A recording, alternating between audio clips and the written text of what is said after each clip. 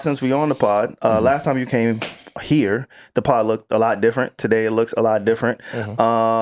We had some fan questions people wanted to know about it, but me personally, just knowing you, being a part of the podcast myself for so many different phases and iterations, and people come and go, whatever the case may be.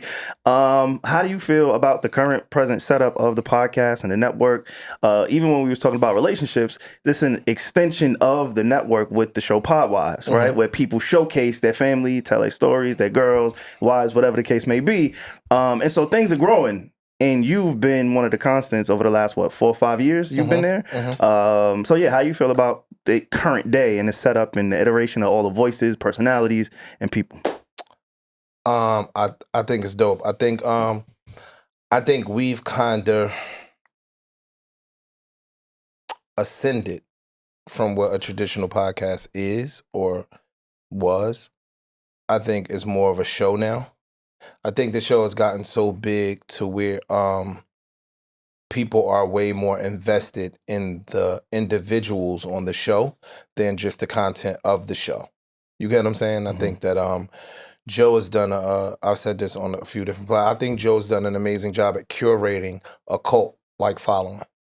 Like, if we don't put a pod out by 9 o'clock in the morning, we damn near getting death threats. Who you think they fucking, trust me, I know. I'm the one getting death threats. Tell a stupid motherfucker he can't oversleep. Yeah, like, yo, I think that, kudos to Joe for what they've done. Yeah. And I've said this publicly before, like, yo, you can't find a podcast that if they episode don't drop, niggas is going crazy. No.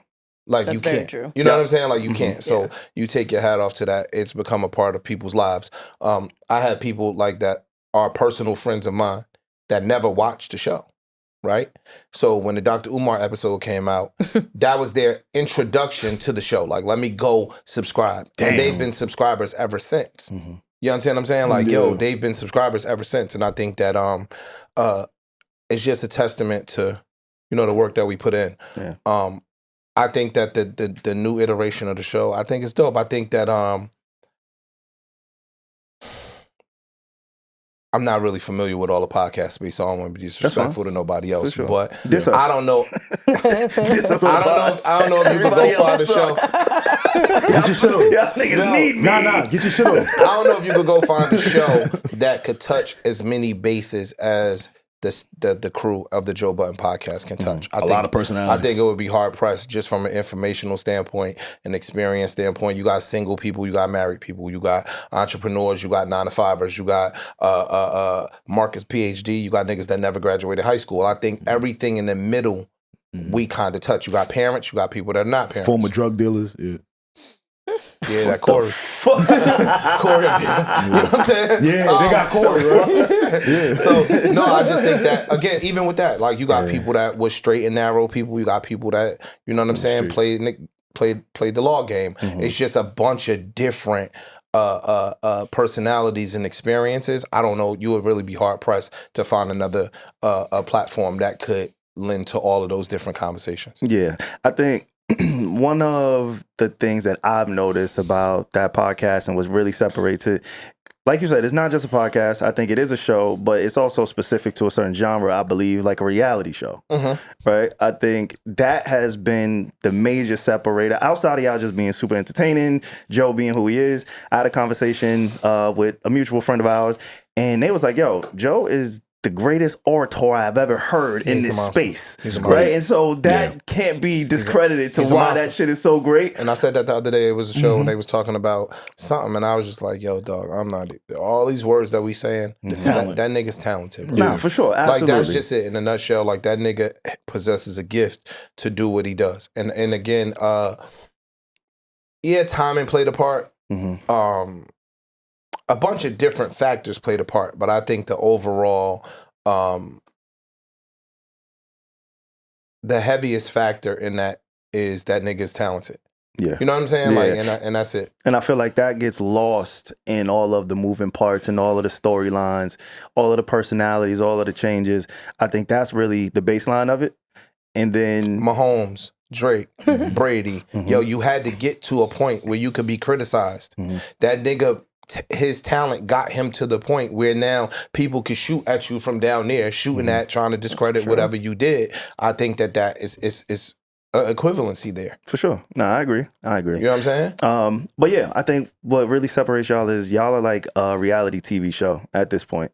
And it's beyond the podcast, it's beyond the show. I think anybody who's trying to stay in the podcast or into the podcast game shouldn't look at the Joe Budden podcast and think, I'm going to emulate that. Point. Because it's no longer that. I think at some point, maybe it was. But today, it's so many different elements that make you guys who you are. I just want to, give you guys your props for that. It's another uniqueness there, too. Another uniqueness is, like, how long you know Alex? Going on 10 years, almost a decade. Over a decade. Damn, y'all niggas old. Yeah. No, I'm straight. But the Joe Budden podcast has a uniqueness in that the people up there Tenure. have literally known each other a long, long time. Yeah. Through all different types of life experiences, circumstances, and situations. So you could get 4 entertaining motherfuckers and put them in a room. They gonna do what they do, but you're not gonna be able to pull from the time 20 years ago when you were sitting on the stoop with the Cheerio. You know what I'm saying? A story about some silly ass stupid shit that you was enduring at 26 years old. Or the time we caught the flat on the side of the highway and the coyote came. Like all of these stories lend to that show, and people kind of lose sight of that too. Like, oh yo, any 4 motherfuckers could get in a room, and if they smart and they funny, they can accomplish the same things. Could they? They haven't yet. They possibly could. I'm just saying you would try. be hard pressed because the friendship dynamic and the tenure play a part in that whole entire thing. You know what I'm saying? So I think that's something that people overlook as well. What is the most surprising thing about podcasting that you had to learn?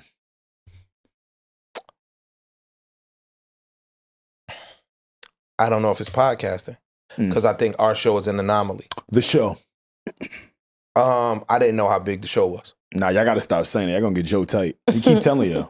No, It's a big show. You said I had to learn. Oh, okay. I had to learn it. Like Initially. I didn't know how big the show was. I didn't know. It's a better question. How big did you think it was? Hey, yo, god damn. It's my man. We're not pausing. I just thought it was a regular show. Like I just thought it was a regular show that would come on. Because again, when Joe and them when I got there. Yeah. Right. So, Right. but I never looked at. I don't listen to podcasts. I don't do none of that. So I'm just looking like, yo, I'm going to my man crib. Is that responsible What? today? Not listening to podcasts, not looking at other podcasts? Responsible. I don't know if it's an issue of responsibility. Okay. I think it just may be an issue of time. Like, yo, fam, we shoot a lot, and then the podcasts are so long, right? That you talking about another 20 hours a week. You know what I'm saying? Devoted to listening to the show. It's just a lot. Because I got, other shit going on. For sure. I'm running my own businesses and companies and all that shit, and that it's just a lot. So I wouldn't say that it's a negative. I think that you could learn. I think that you could see yourself on camera and correct some of the things that you may not like about yourself. Right. If you had an opportunity. It's like watching game film. Yeah, for sure. You know what I'm saying? Like, Absolutely. yo, when I push off on the runner, you know what I mean? Like, I think it's equivalent to that. So, I wouldn't say it's a responsibility thing. I think that is definitely room for improvement if somebody watches themselves on TV.